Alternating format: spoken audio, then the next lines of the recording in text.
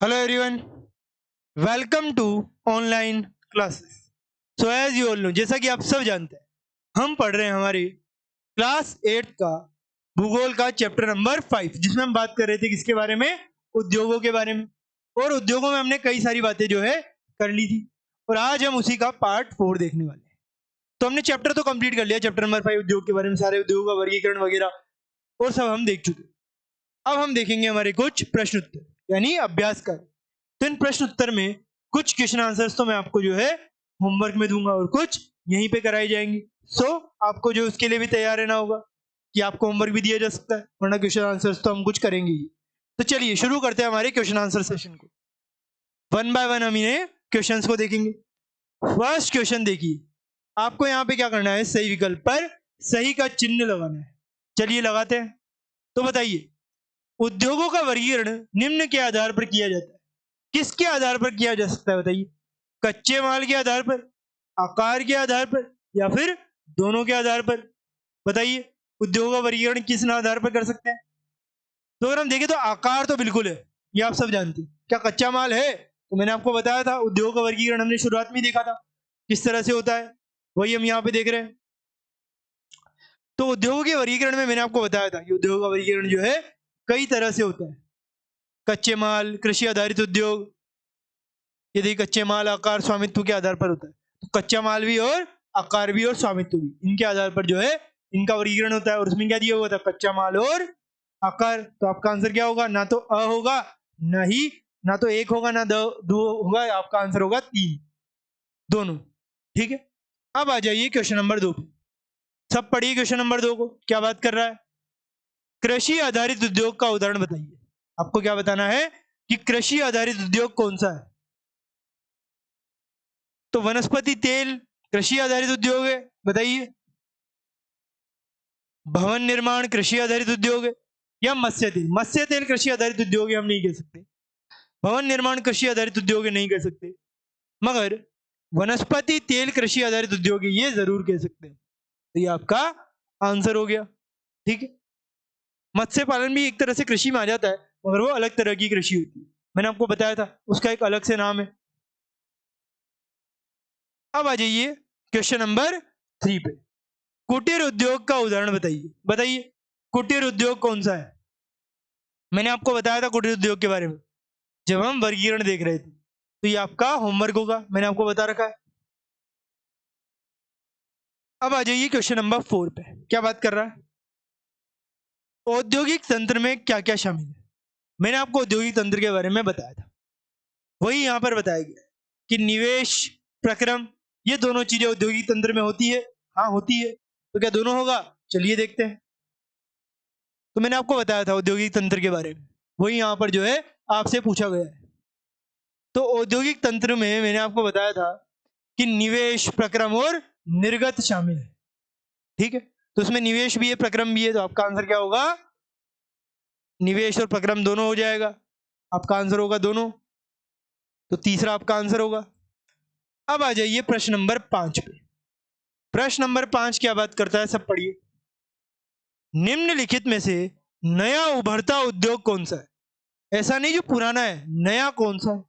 लो इस्पात सो कई सदियों से होता आ रहा है।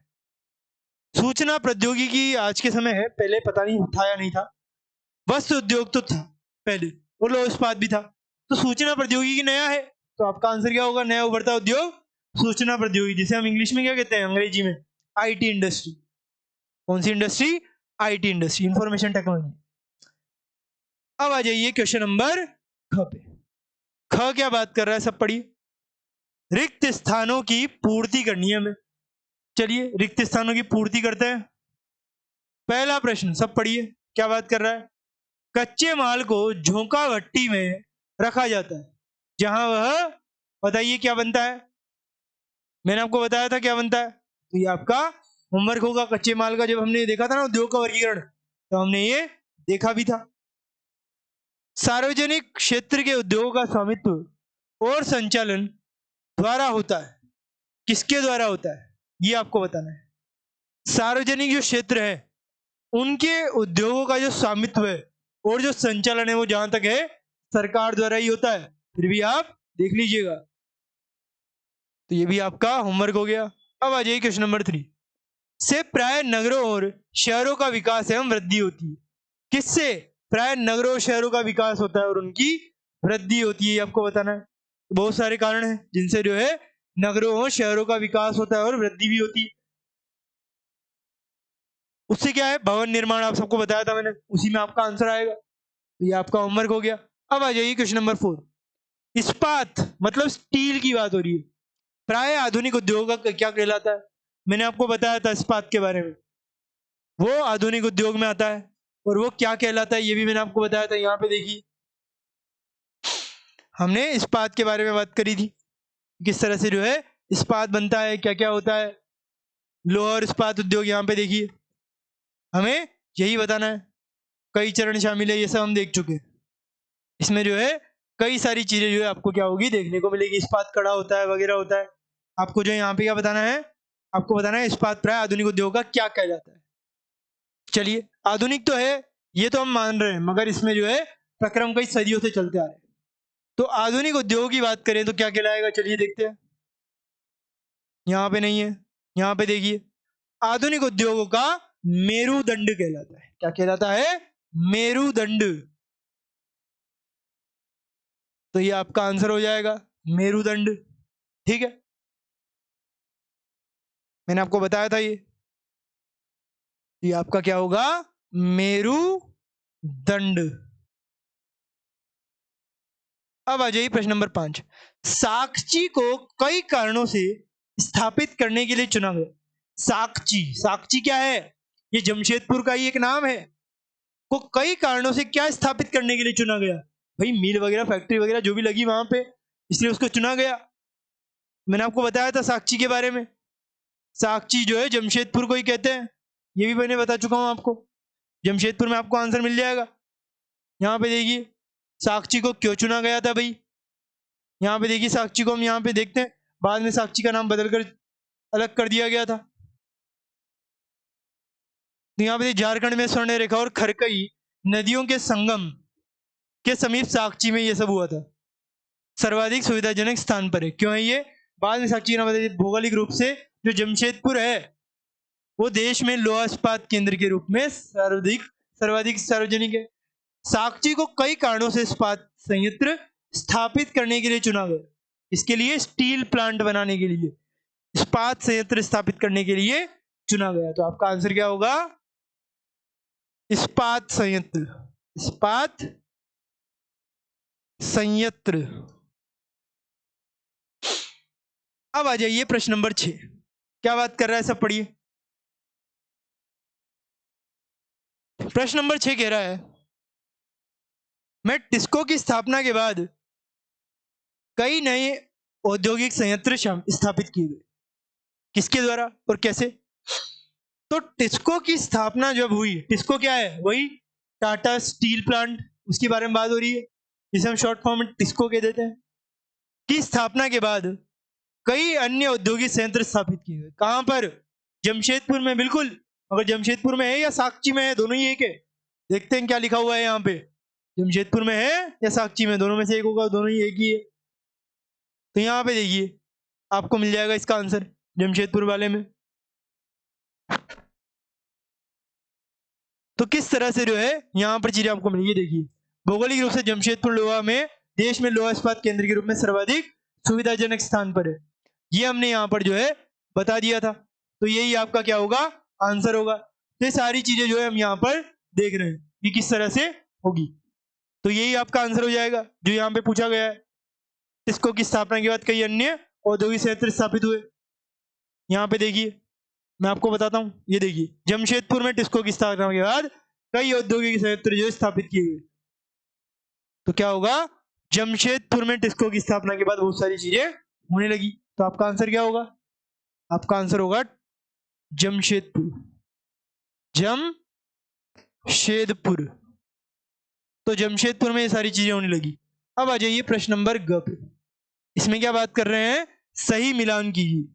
आपको क्या करना है, आपको सही मिलान करना है। तो चलिए सही मिलान को हम एक बार देख लेते हैं कि भाई क्या क्या किस तरह से जो है यहाँ पर सही मिलान किया जा सकता है।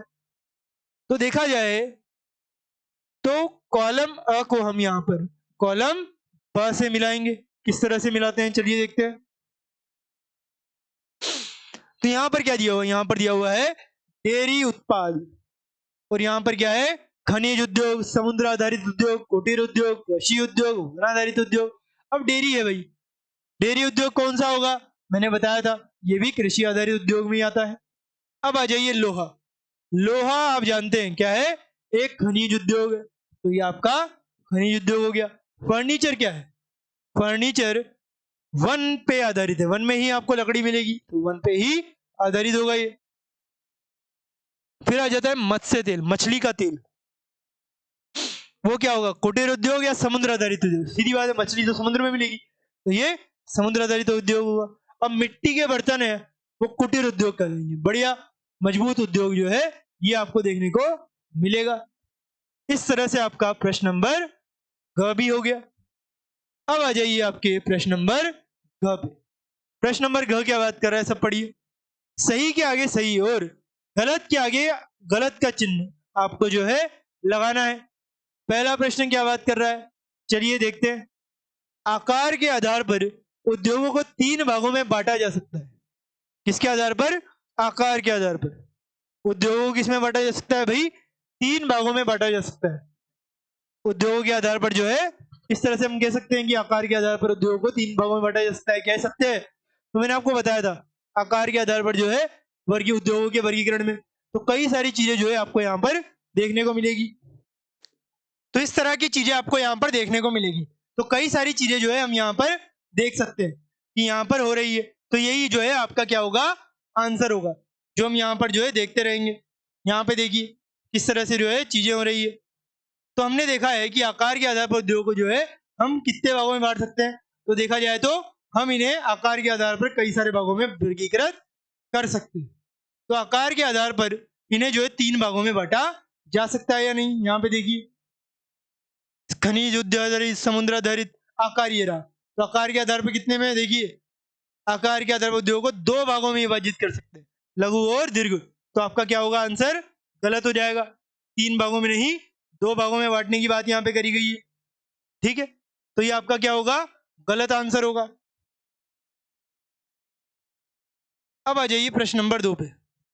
प्रश्न नंबर 2 क्या बात कर रहा है, मारुति उद्योग लिमिटेड संयुक्त क्षेत्र के उद्योग का क्या है, एक उदाहरण है। क्या है, संयुक्त क्षेत्र जो है उसके उद्योग का जो है एक उदाहरण है, क्या, मारुति उद्योग।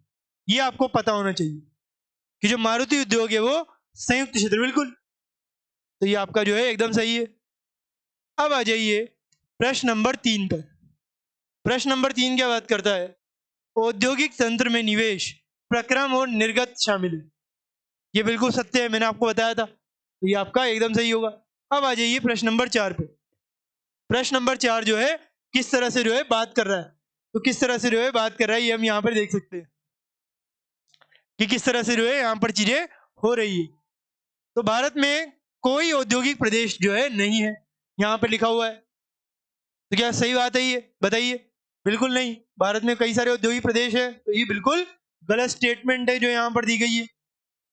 ये आपका प्रश्न नंबर 4 का आंसर हो गया। अब आ जाइए प्रश्न नंबर 5। प्रश्न नंबर 5 जो है वो कौन सी बात करता है वो हम यहाँ पे देख लेते हैं। प्रश्न नंबर 5 कहता है इस्पात को काटना जो है क्या होता है, कठिन होता है। क्या सत्य बात है, बताइए। इस्पात को काटना कठिन है, बिल्कुल। इस्पात मजबूत होता है, उसे जो है काटना इतना आसान नहीं है जितना समझा जाता है। तो हम यहाँ पर जो है इस तरह से क्या कर सकते हैं, ये एकदम सही है। तो इस तरह से हमने हमारा प्रश्न नंबर घ भी कर लिया। अब आ जाइए प्रश्न नंबर 9। निम्नलिखित प्रश्नों के आपको क्या करना है, उत्तर देने हैं। चलिए पहला प्रश्न सब पढ़िए, क्या बात कर रहा है पहला प्रश्न। पहला प्रश्न देखिए, पहला प्रश्न कहता है कृषि आधारित उद्योग को उदाहरण सहित परिभाषित करें। आपको क्या करना है, जो कृषि आधारित उद्योग है उनको परिभाषित करना है, वो भी उदाहरण सहित। ये आपको पता होना चाहिए कि भाई किस तरह से जो है हम इन्हें बांट सकते हैं और वर्गीकृत कर सकते हैं। तो यहां पे देखिए कृषि आधारित उद्योग को उदाहरण सहित परिभाषित करें दिया हुआ है। चलिए देखते हैं हम। मैंने आपको बताया था कृषि आधारित उद्योगों के बारे में शुरुआत में ही देखा दिया था, तो ये वहीं पे इसका आपको आंसर मिलेगा। यहाँ पे देखिए कृषि आधारित उद्योग के बारे में बताना है आपको, ये रहा कृषि आधारित उद्योग। तो यहाँ से आपका आंसर शुरू होगा कि कृषि आधारित उद्योग कच्चे माल के रूप में वनस्पति और जंतु आधारित उत्पादों का उपयोग करते हैं। खाद्य संसाधन, वनस्पति तेल, सूती वस्त्र, डेयरी उत्पाद और चरम उद्योग कृषि आधारित वस्त्रों के क्या है, उदाहरण है। ये आप यहाँ पर देख सकते हैं। तो यहां से लेकर यहां तक आपका क्या हो गया, आंसर हो गया प्रश्न नंबर 1 का। अब आ जाइए आपके अगले प्रश्न पे, प्रश्न नंबर 2। प्रश्न नंबर 2 क्या बात कर रहा है, सब पढ़िए। प्रश्न नंबर 2 क्या कहता है, पहला प्रश्न हमने कंप्लीट कर लिया। अब आ जाइए प्रश्न नंबर 2 पे। प्रश्न नंबर 2 कहता है, कौन सा उद्योग प्राय आधुनिक उद्योग का मेरुदंड कहा जाता है। अभी हमने मेरुदंड को फिल इन द ब्लैंक्स में देखा, यानी रिक्त स्थान में हमने भी देखा। अब हमें इसे क्या बताना है कि कौन सा उद्योग जो है प्राय आधुनिक उद्योग का मेरुदंड कहा जाता है। तो चलिए, मैंने आपको जो बताया था वही यहाँ पे आएगा मेरुदंड के बारे में, कि भाई किसको जो है मेरुदंड बोला जाता है, ये हमने देखा था। तो चलिए देखते हैं मेरुदंड के बारे में। तो ये मैंने जो है आपको बताया था कि भाई मेरुदंड जो है किस तरह से होता है। यहाँ पे देखिए, इस्पात जो है उसे प्राय आधुनिक उद्योगों का मेरुदंड कहा जाता है या मेरुदंड कहलाता है। लगभग सारी वस्तुएं जिनका हम लोग उपभोग करते हैं वे या तो लोहा या इस्पात से बने हैं अथवा इन धातुओं से निर्मित औजारों और मशीनों से बने हैं। पोत, रेलगाड़ी, ट्रक और ऑटो अधिकांशतः इस्पात से बने। यहाँ तक कि सेफ्टी पिन, सुई है, ये सब भी इस्पात से बने। तेलकूप वगैरह ये सब जो है आप देखेंगे कि किससे बने हैं भाई, इस्पात से ही बने। तो कई सारी चीजें जो है आप यहाँ पर देख सकते हैं। तो यहां से लेकर के यहां तक जो है आपका आंसर हो जाएगा। इस तरह से आपका क्वेश्चन नंबर 2 का भी आंसर हो गया।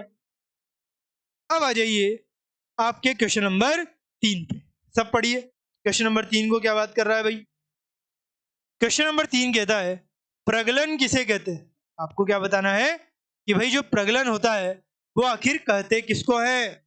चलिए देखिए, तो प्रगलन जो है उसके बारे में मैंने आपको अच्छी तरह से बता रखा है, तो ये आपका होमवर्क हो जाएगा। अब आ जाइए आपके प्रश्न नंबर 4 पे, सब पढ़िए। प्रश्न नंबर 4, बेंगलुरु की स्थिति तथा जलवायु का वर्णन कीजिए। आपको क्या करना है, बेंगलुरु की जो स्थिति है और जो उसकी जलवायु है उसका क्या करना है, वर्गीकरण करना है, सॉरी वर्णन करना है। तो मैंने आपको बेंगलुरु की स्थिति बताई थी, ये भाई बेंगलोर जो है कर्नाटक की राजधानी है और उसकी जलवायु जो है इस तरह की है कि वहां पर क्या हो सकता है, आप जो है काली मिट्टी है तो वहां पर आप बहुत सारी चीजें जो उगा सकते हो, काली मिट्टी भी उग सकती है, तो ही तरह की स्थिति होगी। तो मैंने आपको बता रखा है, तो ये भी आपका होमवर्क हो जाएगा। बड़ा आसान सा प्रश्न है। इस वजह से अब हम देखेंगे हमारा क्वेश्चन नंबर 5। प्रश्न नंबर 5 क्या बात कर रहा है, सब देखिए। भारत के कुछ वस्त्र उद्योगों के नाम बताइए। आपको क्या करना है, भारत में कुछ वस्त्र उद्योग होते हैं उनके नाम बताने।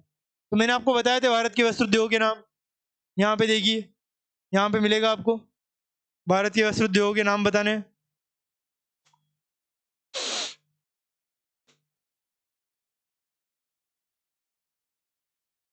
भारत में कौन कौन से होते हैं, तो भारत में कई सारे होते हैं, आप सब जानते हैं। मानव निर्मित ये होते हैं और प्राकृतिक रेशे ये होते हैं, ये तो यहाँ पे दिया हुआ है। हमें क्या बताना है, भारत के बताना है कि भाई भारत में किस तरह के होते हैं। विश्व में तो हमने देखा है प्राचीन होते हैं, चीन, भारत ये सब होता है। अब हम भारत में अत्यंत गुणवत्ता के सूती वस्त्र उत्पादन की गौरवपूर्ण परंपरा रही है। ब्रिटिश शासन से पूर्व हाथ से कते और हाथ से बुने वस्त्रों का एक विस्तृत भारतीय बाजार था। ढाका का मलमल, मसूरीपट्टनम का छिट। तो यहाँ से आपका आंसर शुरू होगा, कहाँ से, यहाँ से, कि भाई भारत में जो है विदेश जब ब्रिटिश थे उससे पूर्व क्या था, ढाका में मलमल, मसूरीपट्टनम की छीट, कैलीकट के केलिको तथा बुरहानपुर, सूरत व वडोदरा के सुनहरी परी के प्रशिक्षणी के काम वाले सूती वस्त्र जो है गुणवत्ता और डिजाइनों के लिए विश्वविख्यात थे। लेकिन हाथ से बने होने के कारण सूती वस्त्र का उत्पादन महंगा और बनने से अधिक समय जो है लेता भी था। तो ये सारी चीजें जो यहाँ तक आपका आंसर हो जाएगा, ठीक है। कि भाई ये सारी चीजें जो है हमें वहां पर देखने को मिलती है। उसके बाद आप लिखेंगे कि भाई भारत में और कहाँ कहाँ है,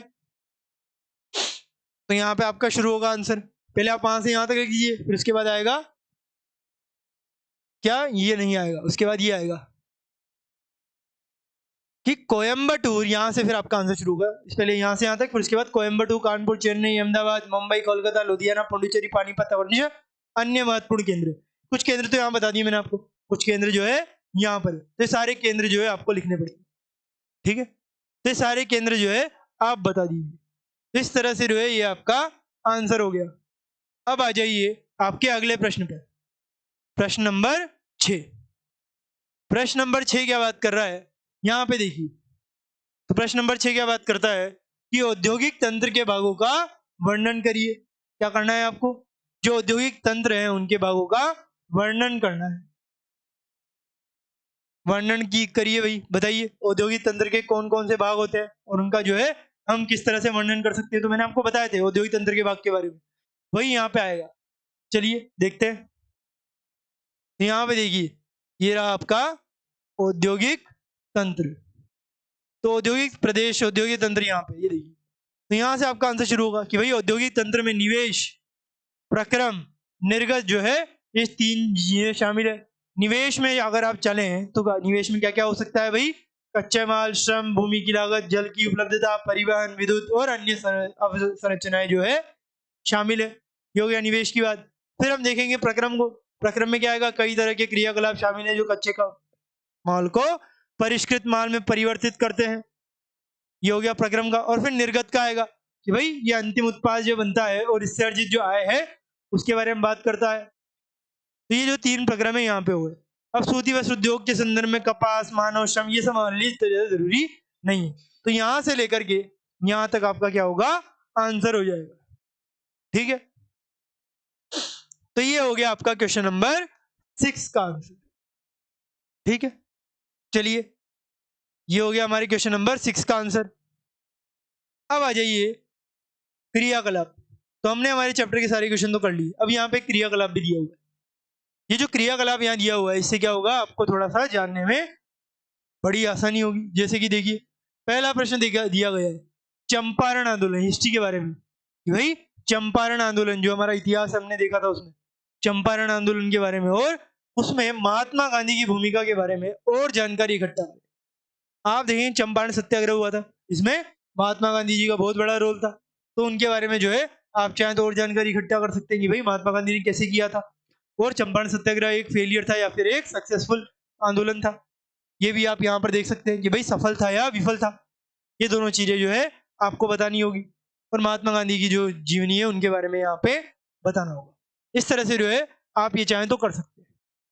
अब आ जाइए प्रश्न नंबर 2। क्रियाकलाप में क्या है कि भारत के शुरुआती चाय या कॉफी बागानों का इतिहास देखें। आप देखेंगे भारत में जो है चाय ब्रिटिश दौर से भी पहले से उगती थी और कॉफी बागान भी देखिए आप।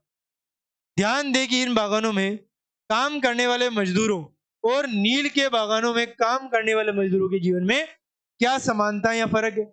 ये भी आप चाहें तो देख सकते हैं कि भाई इनमें क्या क्या समानता है और क्या क्या असमानता है। ये सारी चीजें जो है आपको वहां पर देखने को मिलेगी। आप जानते हैं भारत में आसाम में दार्जिलिंग की चाय आप सबने देखी होगी कितनी फेमस है। तो भारत में कॉफी वगैरह कर्नाटक वगैरह में मिलती है, केरल वगैरह में ये जो है उगाई जाती है। तो कई सारी जगह जहाँ उगाई जाती है। तो ये सब जो है आप जानेंगे तो इससे क्या होगा, आपकी जो है नॉलेज बढ़ेगी। इसके बारे में हमने हमारे पिछले वाले पार्ट में भी देखा, जो हमने कृषि के बारे में बात की थी, तो हमने चाय कॉफी के बारे में भी देखा था। तो वही हम यहाँ पर जो है आप चाहें तो लिख सकते हैं। ये आपका क्रियाकलाप इस तरह से हो गया। इस तरह से हमने हमारा पूरा चैप्टर क्रियाकलाप के साथ कंप्लीट कर लिया और कुछ होमवर्क दिया है मैंने आपको जो आप करके लाइएगा। अब हम मिलेंगे हमारे नेक्स्ट चैप्टर में। ये चैप्टर हमारा कंप्लीट हो चुका है, हम नेक्स्ट चैप्टर में मिलेंगे। तब तक के लिए thank you very much, have a nice day.